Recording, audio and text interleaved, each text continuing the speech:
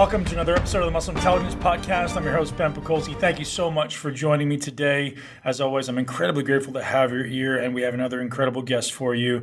If you're someone who's into being a high performer, if you want to get the most out of your life, whether it be yourself or people you're inspiring, whether it be people you're coaching or teaching or even leading your family, this is going to be a great podcast for you. Michael Gervais joins me today to talk about his new book, Compete to Create, which is established from a system he created with Coach Pete Carroll in the Seattle Seahawks organization in the National Football League. Michael Gervais did an incredible job of creating the system that was so effective in creating the Seattle Seahawks rise to glory in the NFL and winning the Super Bowl and competing again in the Super Bowl against the New England Patriots. And the system is absolutely incredible. And I think one of the greatest advantages I garnered from this conversation was that they really ask people or encourage people to build strong relationships, to support the people around you. And to do that is sometimes a very challenging thing, right? You have to see the good in everyone. You have to see the upside in everyone, because ultimately everyone has a strength. Many people have weaknesses, but as humans, we tend to focus on weaknesses, don't we? You know, and bodybuilding is a great example. You'll see the best 6 bodybuilders in the world on stage in the first call out at the Mr. Olympia, and everyone's looking at, what are they off? What part of their body isn't developed? Rather than going, wow, they're incredible. Like, look at all the work they've put in. Look how much muscle they've got. Look how lean they are. Can you imagine the amount of time and hours and sweat that went into this? And rather than that, people are like, oh, small calves, oh, soft hamstrings. It's interesting, isn't it? And that's just a kind of an analogy for life. And I think if we learn to start looking at the positive in others, we can start lifting them up and going, wow, you're really good at this. You could probably help us with this. And if I help you with that, then we can all work together and flourish together. And that's a big part of this system that Michael and Coach Pete Carroll have developed. One thing I loved is talking about developing your personal philosophy, which we get into a lot. Michael also talks a lot about seeing your vision clearly. Only when you can look into your own heart can you begin to see your vision clearly. And I absolutely love that. Can you and I ultimately articulate our guiding vision? What is that thing that is pulling us? What does success ultimately look like? And then ultimately creating buckets for each area of our life. So whether it be work or relationships or personal interests or physical body or finances, and looking at what do those actually look like in the end? That's a big part of the conversation, a big part of his book, which I'm going to suggest all of us head out and get. A phenomenal book. Before the podcast, I managed to read a good part of it. And then afterwards, I was so encouraged to continue to finish the book. And gets into a lot about precision of language, which I really love, because when you're communicating with other people, one of the biggest failures in our society, in our community, in our personal lives is the inability to communicate, particularly with expectations, right? Sometimes the fear of communication is a big hindrance for a lot of us. I know I've suffered from that in the past and probably still do at many levels. The inability to ask for what you want or ask for what you need, and ultimately clearly state expectations. And that's the only way you can succeed. Anyways, without more rambling from me, I want to give a shout out to our sponsor from today's podcast, which is Blue Blocks. Blue Blocks, thank you so much for continuing to be amazing, put out incredible products. I'm sitting here wearing my Blue Blockers right now because you guys, if you see me record these podcasts, oftentimes I'm sitting here blinking because there's so much blue light coming off the screen. And as soon as I put my Blue Blockers on, that goes away. And I really want to encourage us all to see the value or see the implications of strong eye health and not beating your eyes with this constant exposure to blue light and just high amounts of direct light into it. So one thing you can do, obviously, is get outside and take a peripheral view and take a really wide gaze. But when you're inside and you have to be at the screen, it's so important that you cover and protect your eyes, guys. So check out blueblocks.com/muscleintelligence, and they're going to hook you guys up with 15% off anything you want site-wide. And they do worldwide free delivery, which is incredible. So you guys can head over to Blue Blocks, which is BLUBLOX.com/muscleintelligence, or just go to the site and use code MUSCLE for 15% off. Absolutely incredible products. Thank you so much for Blue Box. Thank you so much for being here, listening to this podcast. Thank you to Michael Gervais. And don't forget to read his book. And when you do, head over to Amazon and leave them a review, because that's ultimately what drives business and allows people like this to continue to live their greatness and continue to put out incredible information for us. Thank you and enjoy the show. Michael Gervais, welcome to the podcast, man. It's absolutely a pleasure. As I said, I've been digging into this book and I absolutely love it. And I'm very grateful for you for having taken the time to write it. Oh, Thank you for being interested, and thank you for sharing the idea that you're enjoying it. So, well, man, I'll tell you, everyone's writing books. Sorry to cut you off. So everyone's writing books, and everyone thinks they have something to say, but this one is, in my opinion, going to help a lot of people. Dang, thank you. Appreciate that. Yeah. We spent a lot of time thinking about the intersection between science. So standing on the giants of great researchers, in the field of psychology, but then there's something special that happens on the frontier. And so it's that mixture between science laboratory meets the frontier and innovation. And that's the intersection that hopefully we're sitting at. Yeah, I mean, you're very blessed to work with some incredibly high-level athletes, and that's a testament to your credentials, your experience, and your ability to get a result, right?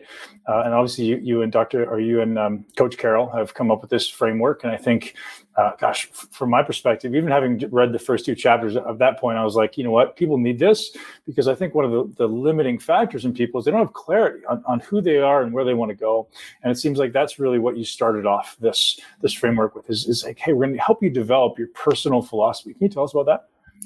Yeah. First, as a note, which is my experience is that most people are looking for some shortcuts, some tricks, some tips, some sort of tactic to help them. And that was the pressure from the production company or the people that were helping us write this book or imagine is like, hey, get to the short little snackable stuff. And the pushback is, that's not how this really works. Doesn't work, yeah. And so, when I've been fortunate enough to spend time with tip of the arrow across multiple disciplines, Hall of Famers, MVPs, but inside of business, people that are really shifting the way the world works as well. And it's a fundamental commitment. It's a fundamental way that you organize your life. And so we said, hey, we should start with the truth. And the truth is, when you spend time with people who are exploring their potential, they've made a fundamental commitment to do that. And they organize their life, their internal and external world around that. And one of the big rocks to get in the container is to know exactly who you are. And so what does that mean? It's a bit like saying to an 8th grader, maybe when you were playing sport young, it's like, hey, just relax. It's going to be okay. But where's the tool? Like, how do I relax? Okay, I'm glad you just noticed that I'm nervous, but that's not helping me at all. So we wanted to double click under everything and say, this is how you generate or begin to generate a working philosophy for yourself. Yeah, awesome. So just kind of winding back before we get into the personal philosophy thing. So you're saying these people who are at the tip of the spear, who have this internal desire to ultimately push themselves. Have you seen anything that's correlated with what sets those people apart as far as maybe characteristics, beliefs, identity? What are those things that you have identified that allows a high-level performer to separate themselves from the pack? Because you're working with hundreds, if not thousands of people in your life and there's the good and then there's the great. And have you kind of been able to identify like that, where there's that one little secret sauce? I wish there was. In the field of psychology and sport and performance psychology, we think about like, is there a golden thread that binds those who are extraordinary at what they do? And we can't find it yet. Maybe we'll figure it out, as we have better research. But at this point, there are a couple characteristics that I want to highlight and note, but research hasn't said this is the one or these are the 3.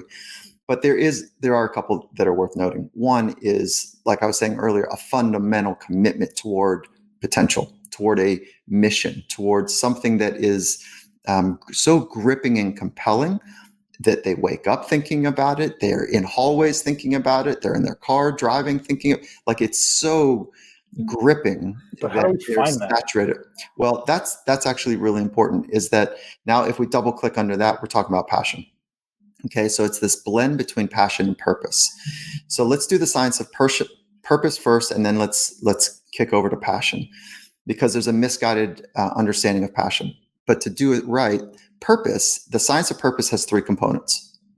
1, nobody can give it to you. It has to matter to you, personal meaning. And then if I double click under that for just a moment, Harvard did a 75-year study where they examined people that for 75 years, longitudinal study, that in their examination was about fulfillment. So at the end, they said, okay, who was fulfilled and who was not? And what are the characteristics of those who had a fulfilled life, report having a fulfilled life? One of the main findings was those that reported being fulfilled wrestled with the big questions of life about it. So it's not that they knew their purpose, but they wrestled with it. And those that wrestle with it certainly would have a greater chance of actually being attuned to purpose. So let's go back upstream to purpose, is that it has to matter and have meaning to you. Second variable is that it's bigger than you. And then the third, it's down the road, meaning you can't achieve it today. Big life purpose can't happen today. It has a future orientation. Backpedal one is that it's bigger than you. Backpedal another one is that it only it has to have personal meaning to you. So those are the three components to purpose. When you go upstream and get your purpose right, now passion is so much easier, because you start to sort and organize your life in a way that has purpose. And when something has purpose, there's a life that a fire that breathes into it. And that's what passion really is. Passion is not the outcome of doing the thing that you naturally love doing. That's the mistake of passion I was referencing earlier, is that many people think, well, I'm passionate about playing the guitar. I'm passionate about being in the gym. That's not how this works. That's the lazy way of the lazy approach, if you will, of living a passionate life. But the real mechanism is that you figure how to live with passion in every aspect of your life. And then you're aligned with your purpose. And then you've got that inner flame, that passion aligned with purpose. Now that's really hard to put out if you're thinking about the flame. And let me double click under passion, if you allow me to one more time. Mm-hmm. Passion is very difficult to live with because of two culprits: fear and fatigue. Okay, so when people are tired, when they're overtrained and overconditioned and under recovered, or they're overstressed and under recovered, is that it's really hard to wake up with a zest and a pop and a zeal and a vibrance about yourself. So fatigue is one. And that's why I know that you spend a lot of time thinking about the mechanisms of recovery and getting that stress recovery balance, dialed in. And it's actually, it pays more dividend than just the performative outcome. It pays dividends to life vibrance as well. The second is fear. So when people are in a state of anxiety or anxiousness, and as the clinical psychologist, anxiety means something different to me than maybe most people do, but it's considered a mental disorder. And I don't say that lightly, because it sounds so toxic, if you will, like a disorder. But really what that means is that it's a disordered way of using your mind. What does disordered mean? It's like the opposite of a healthy way of using your mind, which is a really interesting framework, because we use our mind. And if left untrained and unexamined, our brain dictates our mind. And our brain's dictum is survival. That's it. And if we try to oversimplify this beautiful relationship between mind and brain, mind and body, is that we have the opportunity to condition and train our mind, the software that governs and interprets how the body should respond. And so it's a beautifully delicate, interlocking, multifaceted, multidimensional relationship between mind and brain. And if left unchecked, brain wins. And that's substandard to those who are wanting to pursue potential.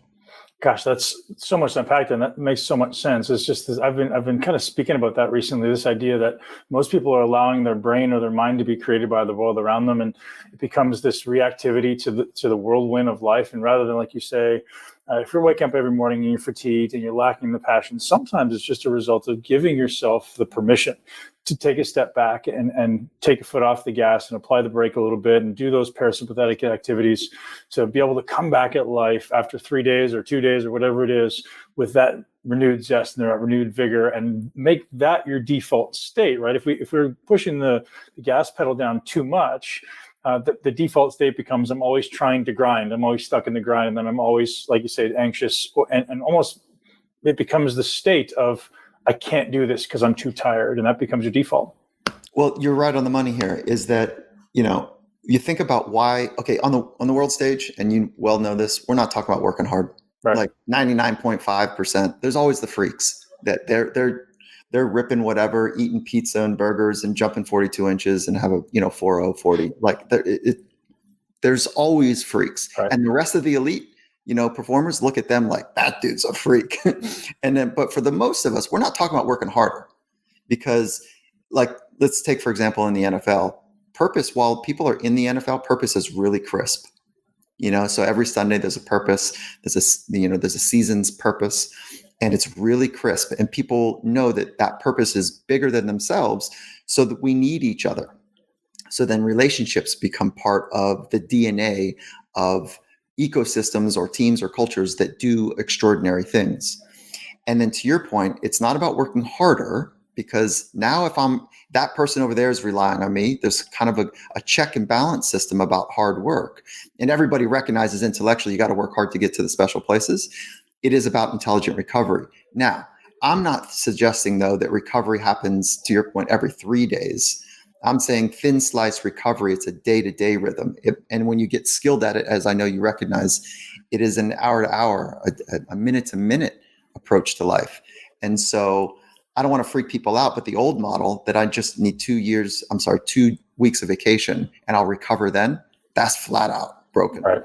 Right. And so it is more time sensitive, and we've got some technology that can help us, but there is no greater feedback loop mechanism than your own body and your own mind. And unfortunately, that is so miscalibrated by so many of us because we're over distracted and saturated by the external noise around us that we find it difficult to get to the signal.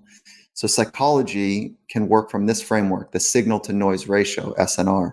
It's typically an engineer's term, but the signal is always in the present moment, Brian, as you recognize. And the noise is the internal chatter that we all have and kind of need to work through, and the external noise in our environment that pulls us from the present moment. Fantastic. Now, you mentioned in there the value of relationships, and I don't want to gloss over that, because you said in your book that was one of the things that really drew you to work with Coach Carroll, and one of the things that was really unique about the ecosystem he had created with the Seahawks and potentially with the college teams previous to that. Can you talk to us a little bit about what his secret sauce was? Like, what was it there that, relationships are, as we see with the climate of the world right now, relationships are probably our biggest struggle as human beings, right? We all lack a relationship with ourselves. We all, don't ultimately love or even like ourselves in many instances, and I think that prevents the bond with other people. But I'd love to have you talk about what he's done in that culture to allow the Seahawks to be such a successful organization. Okay, you're speaking the language that I like to talk about is the value of relationships. And what I love about the Seahawks, what we're doing up there is that in the NFL, it's a rugged culture. It's a hardened culture. It's an alpha competitive environment. And if you were to ask Coach Carroll or myself, like, what's the culture? Any of the coaches or athletes up at the Seahawks would all say the same thing. It's a relationship-based organization. Really? So you got a bunch of alpha competitive, 6'5", whatever, grown, competitive, dominant human beings talking about the value of relationships. So yeah. And so relationships need watering, they need work, and it begins for us with a positive, an unconditional positive regard for the other. And that takes a deep attention and a deep care and a compassion and an empathy and a want.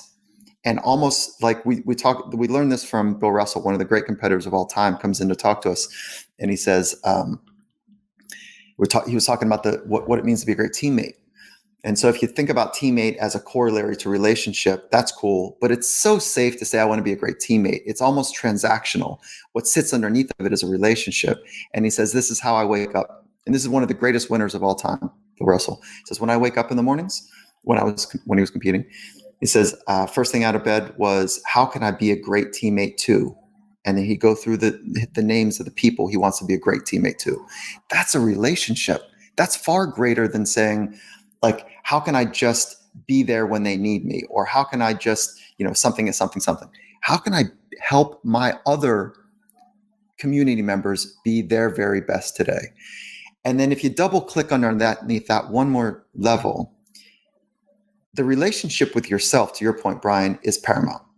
So the way we think about relationships is that through relationships we become. So you're through your relationship with yourself first, then with others, and with Mother Nature.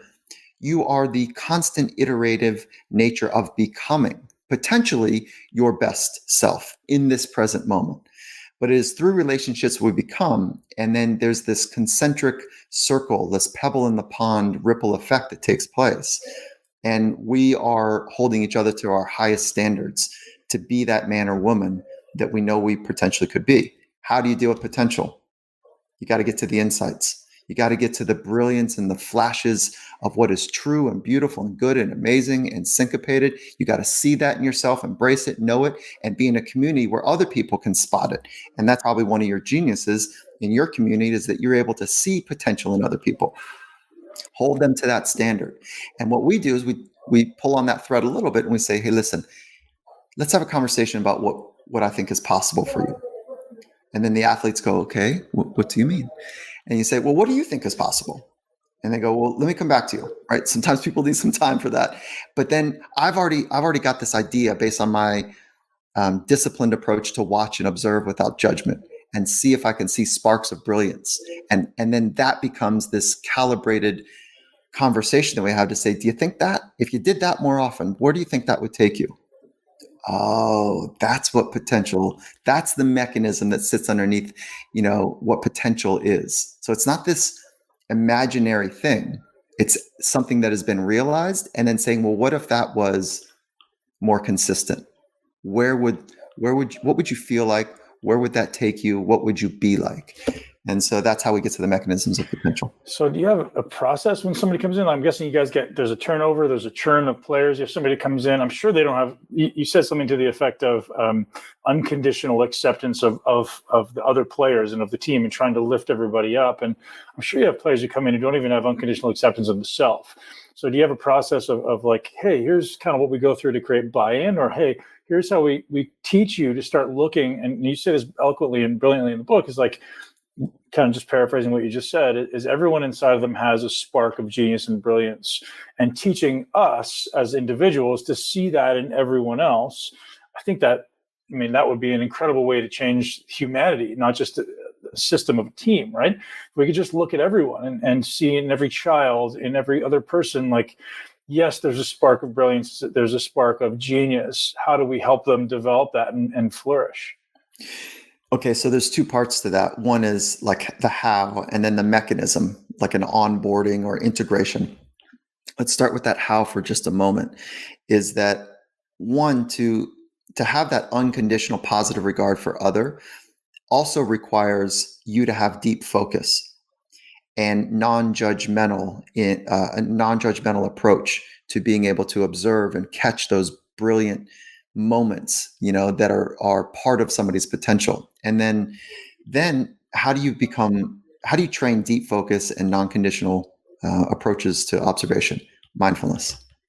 So mindfulness also sits right underneath the mechanism to help people flourish. So what is mindfulness? It's one of the ancient practices, 2,600 years. Yeah. As you recognize, modern science has ridiculous findings about brain changes, neuroelectrical changes, behavioral changes, psychological impacts that are, notwithstanding, amazing. With a pretty small amount of practice, actually, we start to see some real changes in brain and both structure and form. And so we begin with some mindfulness as part of the mechanisms to help people do that. But to get to the onboarding process there's a phase at the beginning of the season where there is a teaching, and that teaching begins before there's movement, really. That teaching begins first from Coach Carroll to the coaches, then from the coaches to the athletes, and then from the athletes to the field, right? And so that's a easy way to think about like a season, the beginnings of a season, and then the athletes on the field is kind of the actual season. And that coaching, or that learning phase, is thoughtful. There's a design to it, and it has three structures. There's the knowledge about technical aspect of the game, the physical aspect of the game, and the mental aspect of the game. And there's only three things that we can train as humans. We can train our craft, our body, and our mind. Best in the world are not leaving one of those up to chance. So why should we? And the training of the mind is the one that actually is kind of lagging behind in many environments, which means that it's one of the great competitive advantages. Mm-hmm. I have you met anybody on the world stage that says, oh yeah, the mind stuff, that's whack. That is so overrated. It is. Who cares about the mind? Never. We're all looking for that 1%. And if you tell me that meditation and yoga is going to get me 1%, I don't care, or a 0.5%, I'm going to do it, right? And I think anyone at that high level is going to buy in. And I think it's actually probably more like a delta of, I'm going to be kind of bold and say something like 6%, sure. maybe even up in the 10% range. Yeah. And mindfulness. So let's talk about the psychological aspects. It's invisible. This is the challenge. Psychology is invisible. How do we know it exists though? Because we see the artifact of well-attuned psychology and edgy, shitty psychology. Like if your internal system is whacked and buggy and patchy and easily uprooted, performance is not consistent, wellness is not consistent, frustration, intolerance, anxiety, depression, addiction are all part of the fractured nature of your internal experience. And certainly that has consequences across your communities. Mm-hmm. And so if it's invisible, we know it has impact. How do we work with the invisible? Okay, so mindfulness is one of them. And we can get into the tactics if you want, but most people know what mindfulness is, just like most people know what good nutrition looks like. Apples and apple pie, which one? You tell me. Right. You got single ingredient foods, right? Right? Like if you put an apple and apple pie out on the table, who depends how many hours of practice I've had, right? But who in your community doesn't know like which one's health and which one is like tasty, or whatever. I mean, both are tasty in different ways. So same was with psychology. We know mindfulness is one of the core pillars. You know what's another core pillar? Optimism. And you know what happens here is when we say the word optimism, you know what people think? Oh, here we go. We're getting into the soft world. These dudes don't have neck tattoos. They don't understand what scar tissue is about. They don't, optimism. Right. What? Optimism, when you do the research, is at the center of mental toughness. You know what mental toughness is? Doing the hard thing longer than you think you can do it, longer than maybe other people can do it. Right. That's mental toughness, staying in it when it's not going according to plan, staying in it when you're holding your teeth in your hand, staying in it when it's difficult. That's mental toughness. So who are the most mentally tough? People that have big purpose. Because when purpose is big, it trumps pain. But when pain is bigger than purpose, pain will win. So you got to get your purpose really big, and then you can deal with much pain. But optimism is one of those other mechanisms. What is optimism? A fundamental belief that the future is going to work out. I think you could probably sell people on the idea of, like, I know many pro athletes have that negative self-talk just kind of perpetuating in their brain. And hey, if I could just get rid of that, would that be interesting to you? Because I know most people are their own worst enemy. It's just like the spiraling, loop of chaos and doom that just perpetuates, not everyone, but many. Okay, if I could help you get rid of that, would that be interesting to you? And there's so many facets to how you speak of improving that kind of stuff and the optimism and the mindfulness.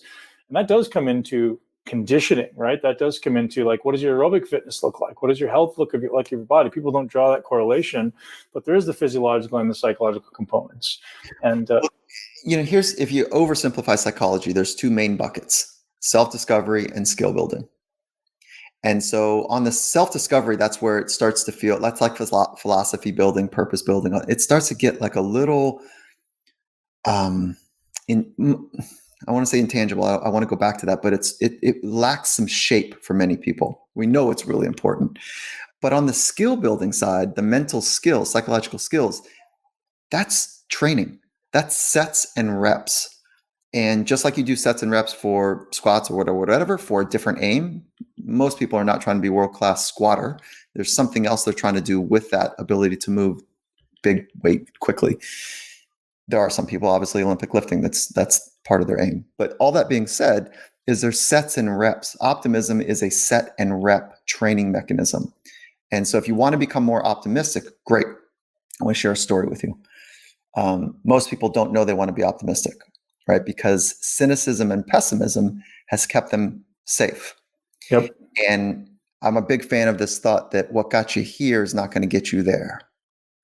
And I want to share a story. This was early in my career. It was a tops gymnast, which means one of the top 10 in the country and in the States. And her and her mom come in for some work. She's got obviously some OCD. Now the mom doesn't know that, the kid doesn't know it. And so about 15 minutes into the conversation, this was early in my career, and it was like jumping out at me. And I was like, oh gosh, this is simple OCD. And so I asked the kid to go outside for a minute, and I had the conversation with mom, and mom is astute and she's in it. And I said, okay, so here's what I'm seeing. And this, and this are actually symptoms of a thing called obsessive compulsive disorder. And she goes, oh, I thought maybe. And I said, yeah, but you know what? It's actually, there's some really good science to help work with this. And mom says, oh, beautiful. And I said, how do you think this is helping her, the OCD? And she says, oh, I actually think that's why she's so good. I said, okay, so if we work with the OCD and your daughter becomes healthy, she might lose some of her stuff that makes her so great on beam and bars or whatever. Mom looked at me, terrified, white sheet, and says, okay, thank you. Got up and left. So it wasn't that dramatic, but the idea is that sometimes neuroticism helps people get to a certain performative place. Mm-hmm. And that neuroticism, a little bit of narcissism, a little bit of OCD, a little bit of anxiety, this perfectionistic nature, this scratchy, edgy worry about what other people are doing will get you to the pros. It'll get you underneath a bar. It'll get you underneath, tension and duress long enough that you're going to get some adaptations. But that might not be really what you're looking for now. There is a way to be healthy and have high performance as part of your world. That is possible. We used to believe that health ended where true performance began. That is no longer the case anymore. We know better now. And so what the best in the world are showing me right now is that the model that most of us adopted, that we need to do more to be more, we need to do the extraordinary to be extraordinary, is broken. And so we need to flip that on the model, or flip that model on its head, is we need to be more and let the doing flow from there. And that's where we get this extraordinary flywheel output, where, what does that mean though? We need to be more present, be more authentic, be more grounded, be more creative, be more expressive, be more curious. Those being more authentic, I think, is a big one too, right? Like living your purpose. Like that's exactly. Yeah. Yeah, be you, basically, and let the doing flow from that place more consistently. And again, there's a flywheel effect where the output is ridiculously better. And so we found, the fear of what other people think, FOPO, as we call it, fear of other people's opinions, is one of the great constrictors of human potential.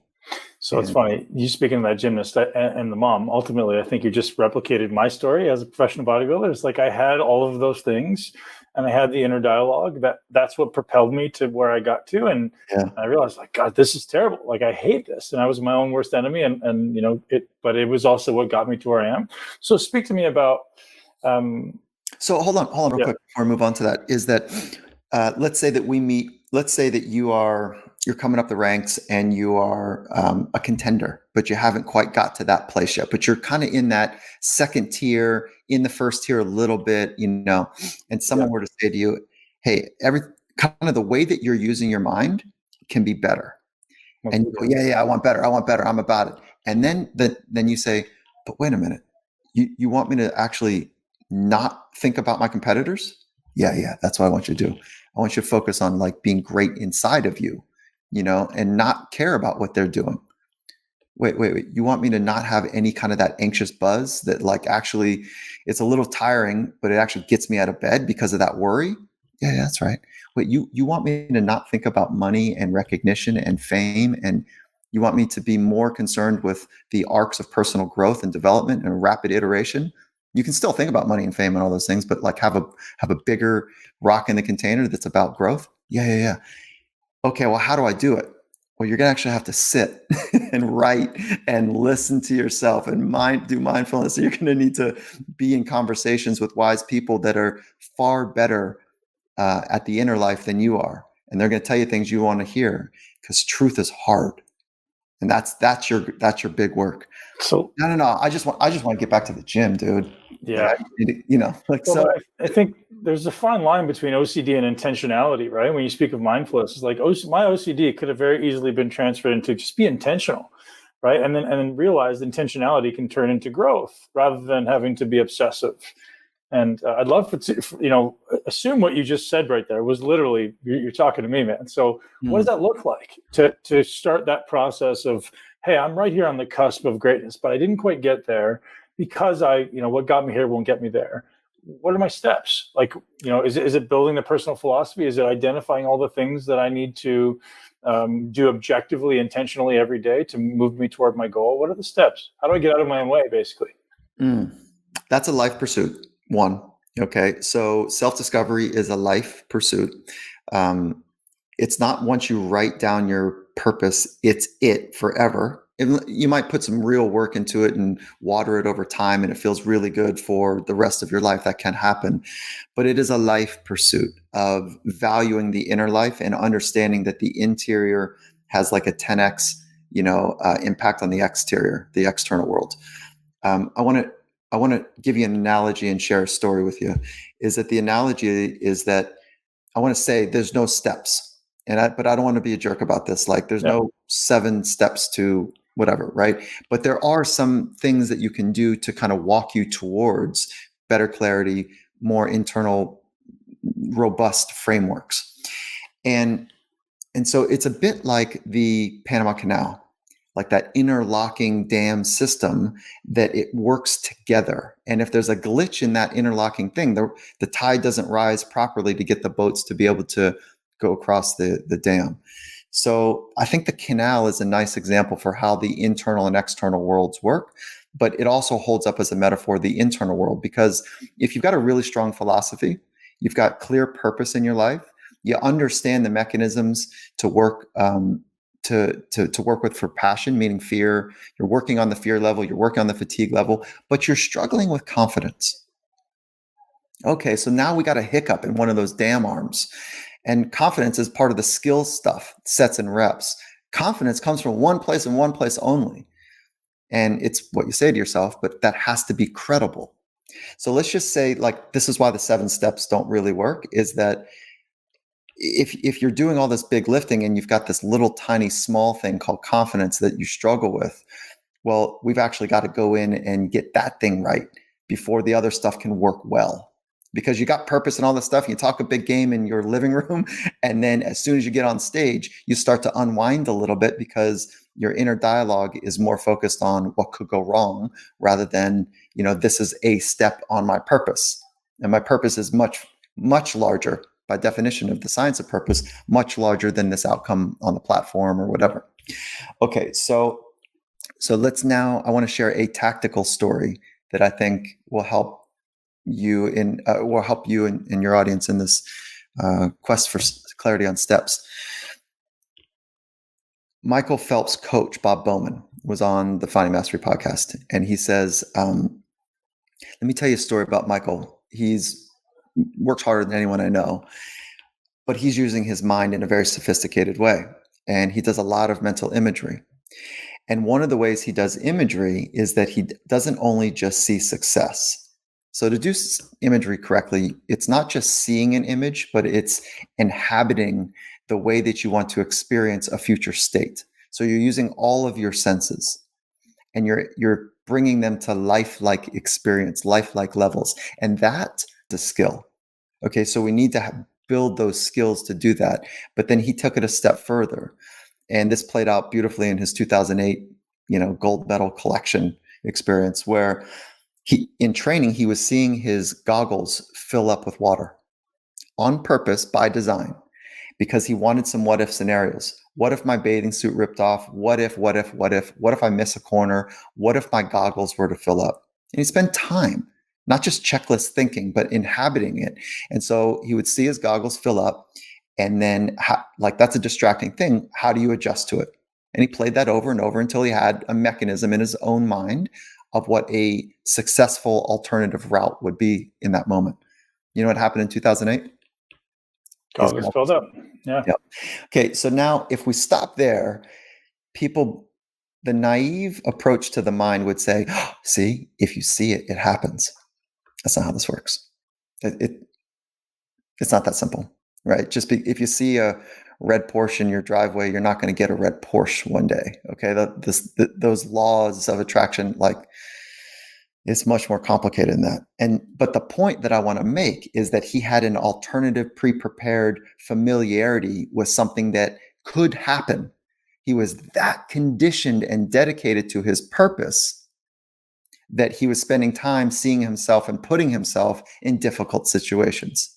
So the difficult situation might be one of the interlocking Panama Canal, systems that you got to pay attention to. Do you get to the edge of your comfort zones every day? And those comfort zones, as you recognize, Brian, are not just physical. The true difficult, near panic experiences for people are emotional, not just physical. Because the physical goes away. You get your CO2 tolerance and a difficult, scratchy, you get the bradykinase and lactic acid levels at a really high level. The shit goes away. You're breathing hard for whatever, it goes, your heart and your internal system know how to recover pretty well. And so, yeah, maybe you'll have some DOMs a couple days later, whatever. Okay. The real hard stuff is emotional work. And the beauty of that is it's available every day to get to the edges of emotional comfort. We call it vulnerability. But vulnerability and courage, it's the same coin, just different sides. You want to be courageous? You got to get good at vulnerability. Yeah, please. How do we access it every day? So I don't know, and I could be wrong, but I don't know that people with these emotional challenges, is it arriving every day on a consistent basis, or is it something that kind of situationally rears its head? Okay, so let's go back to your intention, the word intention. When you wake up in the morning, one of the core practices that I have is I wake up and I've got 4 things that I do. I'll share those 4, but I want to get to the one of them is I have a very clear intention for my day. And it's not like goal setting. What am I doing today? That is mechanical, right? That's like a computer can automate that. You've got calendars that you can just plug in. But what is my intention? And so I take a moment to use my imagination to say, how do I want to be as I cross different thresholds throughout my day? And that's what an intention is. So to your point about intentionality meets how do we practice vulnerability, let's say, this emotional piece, is that, and everybody's at a different kind of playing field for how good they are, skilled they are dealing with emotions. And one of the great ways to practice emotional vulnerability is to say things that are difficult to say, that require a vulnerable nature and openness, and start with people that you love and care. Like, say the things to them that are difficult to say, and then just wait. Have a pause and wait in that difficult, silent moment to see how they respond. And they might cry, they might laugh, they might shun it, they might step over it, they might look at you sideways, they might do lots of responses. And then you've got a second opportunity to practice that unfolding, unpredictable, unknown moment. How do you respond to their response? That's practicing. And so I'm practicing that every day so that my well is deep. I need to make a commitment to the people I work with that my emotional reservoir and depth is deeper than theirs. So that when they rattle at level, let's say that there's 100 levels to depth, if they start rattling it at level 45, well, I got reservoir. I can still be with you and sturdy and compassionate. But if I can only go to 40 and they drop quickly to 45 and they're rattling, I'm a mess. How am I going to do my work when I'm scared in that moment with them and I don't know what to do? That's a great metaphor, especially from a family or a leadership perspective in business. The leader is the unshakable one. I'm sure this is Coach Carroll is, when shit starts to hit the fan. You talk about this in the book right after when he just lost the Super Bowl there in the final seconds. He just made that conscious decision that I have to support my team, and that's just his ability to withstand the emotional hardships.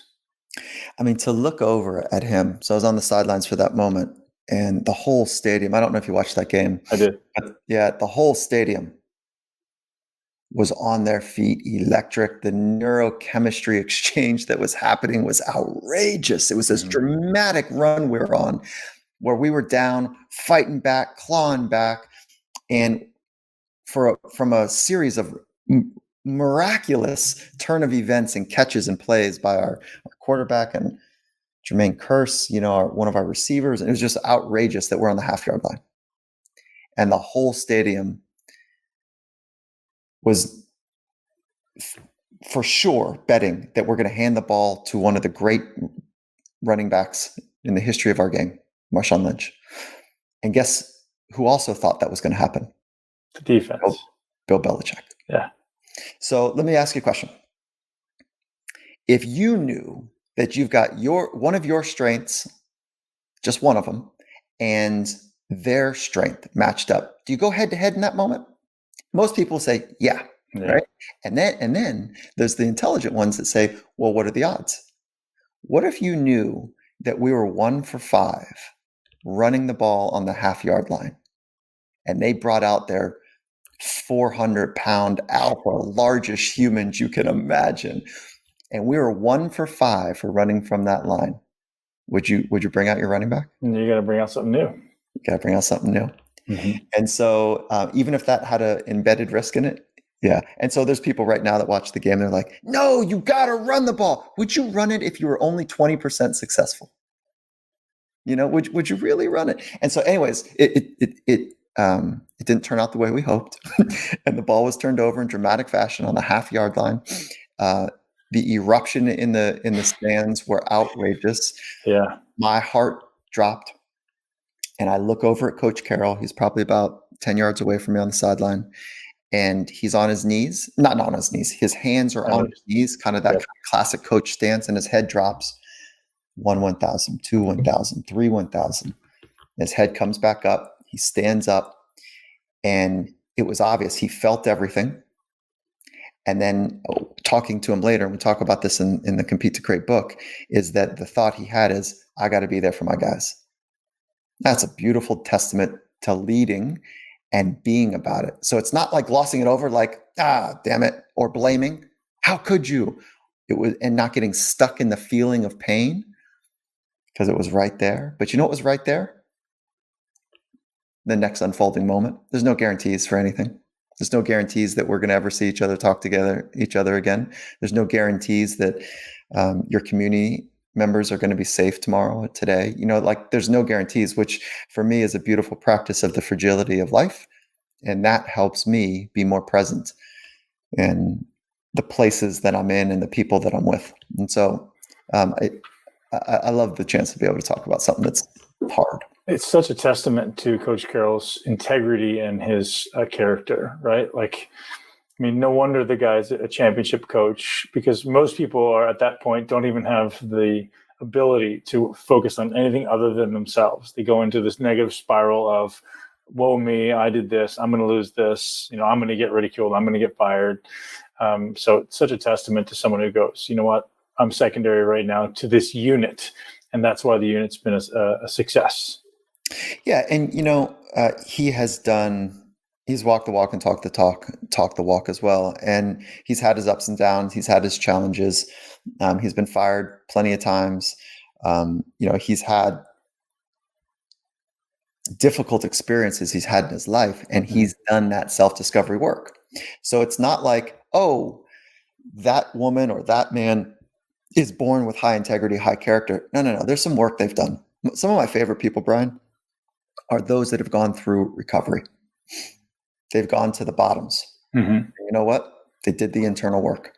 And there's a beautiful sensitivity when people do this internal work. It's compelling. You want to be around them. Some of my least favorite people are dry drunks.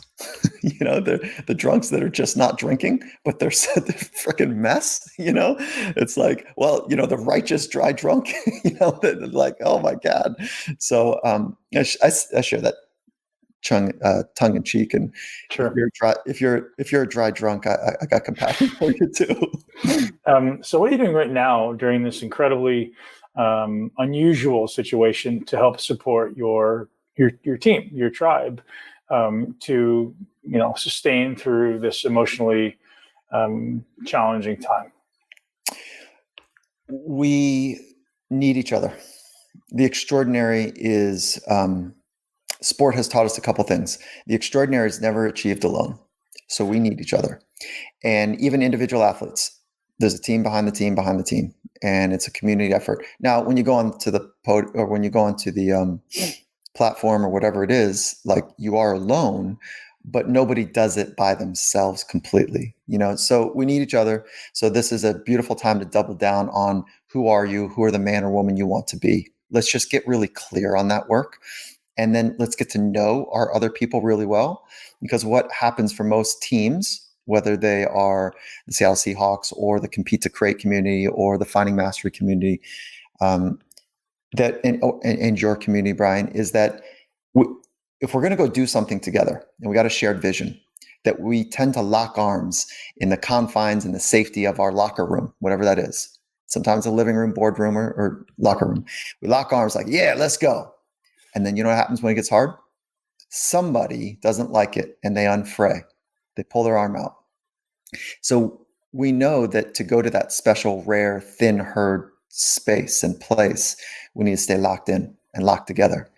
And so that's why mental toughness and optimism are so important. And that's why knowing who you are and knowing those that you're locking with is so important, so that you end up getting into this nonverbal, shorthanded communication style that only you don't have the eloquent opportunity to do long form communication when there are quote unquote live bullets. And I do the quotes because I have a special place in my heart for warriors, and there is nothing like the battlefield of war. And I haven't been there, but I understand it from the people that have shared their stories with me. Sport is not war. Lifting is not war. Gyms are not war. We are not warriors. They are. And we don't go to battle unless you want to say there's an inner battle. Okay. The battlefield is very different. And I get the metaphors. It makes us feel energized. But I just want to never have a irreverence to those who truly experience live bullets and the casualties that come with that. So back to where I was going is that know yourself, know others, and then be connected to the psychology that will help you, which is optimism, confidence, purpose, deep focus, mindfulness, and then all the recovery mechanisms in place on a consistent basis that will help you be able to have that zest on a daily basis. Where does the term compete come into this? So I've heard Dr. Carroll, or he's saying Dr., but Coach Carroll speak in the book a little bit about his competitive nature. And is it a constant competition with yourself that we should all be striving for? Yeah, it's really cool, Brian, is that, so Compete to Create, Coach and I were trying to figure out a name for our business. And so it was the second year, it was the 2 months before our first year, 2 months before our first Super Bowl. And he comes out of his office, and we're up at the training center. He goes, Mike, can you feel the energy that's in this building? I was like, yeah, 100 alpha competitors pointing in the same direction. And he says, do you think anyone outside of sport would be interested in this? And he was talking about business, and we're like, let's just write it down. So back a napkin, we're writing down his practices, my practices, our shared practices to create a culture and to create the strategies to train the mind inside that culture for individuals. And we back a napkin, we shared it with some folks in the enterprise business. It caught on like wildfire. What's the word? Wildfire. Yeah. And Microsoft was our first client. They're now up to like 40,000 of their employees spending 8 hours a person training their mind from our system. And so about, I don't know, we've got about maybe 5,000 clients, and we need a name of a company. And so we're on a whiteboard, and we are not marketing people, and so we're banging around for, hours about the name of a company that is true and meaningful. And so there's a kind of this moment of frustration, which is like, all right, Coach, what's your favorite word? He goes, you know it, compete. He goes, what's yours? I said, create. Compete to create. There it is. So what does that mean? So that became the title of our business and also the name of our book. And the title, let's double click under there, compete. His personal philosophy is always compete. And if you think about competition, you might be misguided by what the tone of that or the origin of that word is. The origin of the word is to strive and strain together. Mm-hmm.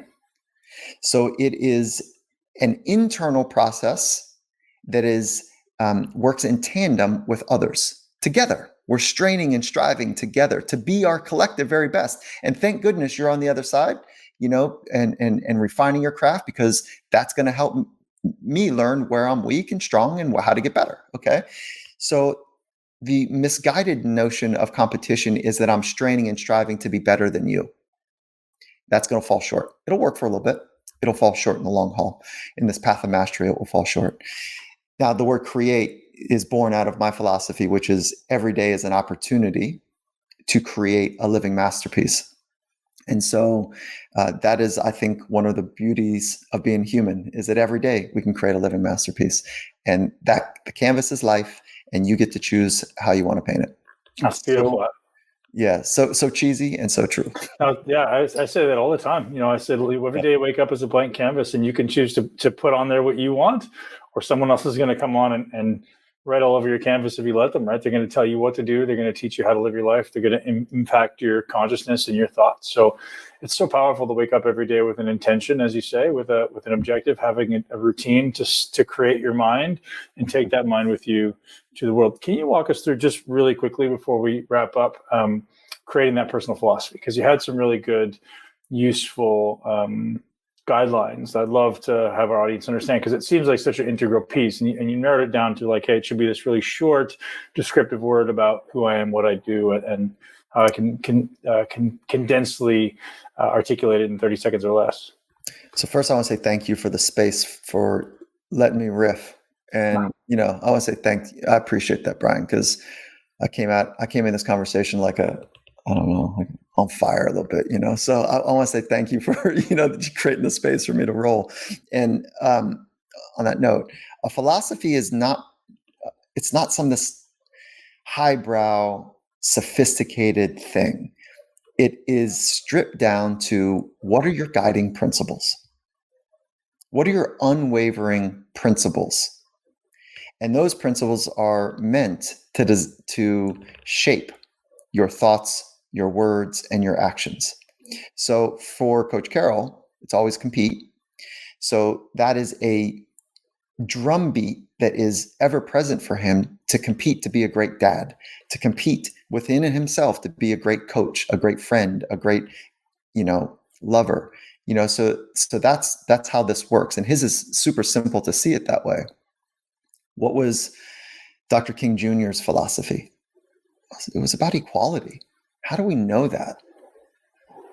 Because everywhere he went, his words and his thoughts and his actions were about it.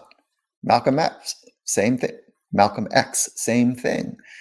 Mother Teresa, loving kindness. The Dalai Lama, Buddha, loving kindness. Jesus, love. That's their philosophy. You don't have to invent a new philosophy.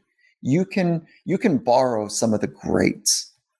And when I say greats, I'm talking about those that have shifted the world. The 11 world religions have shifted the world. Check into those. There's something powerful in there.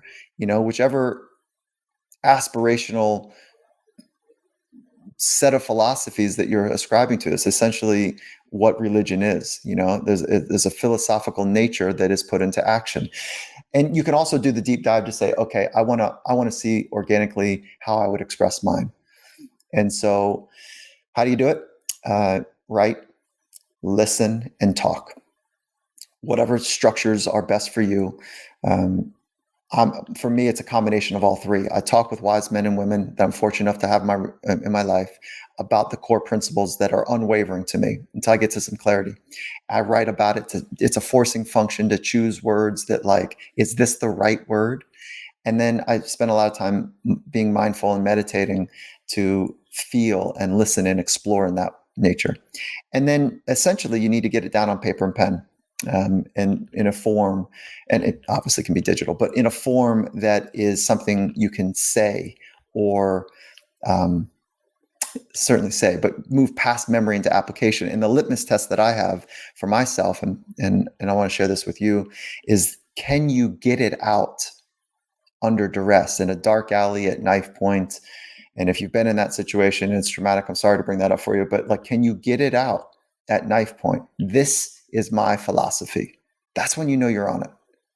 And it's not just something that you've memorized, but it is probably something under 20 words or 12 words that you're so present with on a regular basis that it would eloquently pop out. So it goes from an intellectual exercise to a culling, a discipline to cull all of the words in your native tongue down to a handful that really get the core principles right for you, and then practicing it on a daily basis based on the words you choose, the thoughts you choose, the words you express, and the actions you take. So that's how you practice it. Absolutely phenomenal. And I will take action on it immediately as I finish up the book. Michael Gervais, it's been an absolute honor and a pleasure. Is there somewhere you'd like for our audience to go check out your stuff and Compete to Create? Yeah, thanks, mate. I'd love for you to, when you get yours dialed in, to tag me on social. I will. Yeah, let's do that. So social is at Michael Gervais. Last name is spelled Gervais. And then Compete to Create is, you can find the book and our 8-week online course on mindset training. So that is at competetocreate.net. And then if you're interested in podcasts, about mastery, we've got a podcast called Finding Mastery, and that's on findingmastery.net and all the players that you find podcasts with. Absolutely wonderful. Thank you very much, my friend. It's been an absolute pleasure. That's a wrap, ladies and gents. Thank you so much for being here. I hope you loved the conversation with Michael Gervais. And if you did, definitely leave us a review. We would love to hear how you guys enjoyed it. I always love reading the reviews, and I love hearing from you guys. If you haven't already connected with us in the Muscle Intelligence Facebook group, please do so.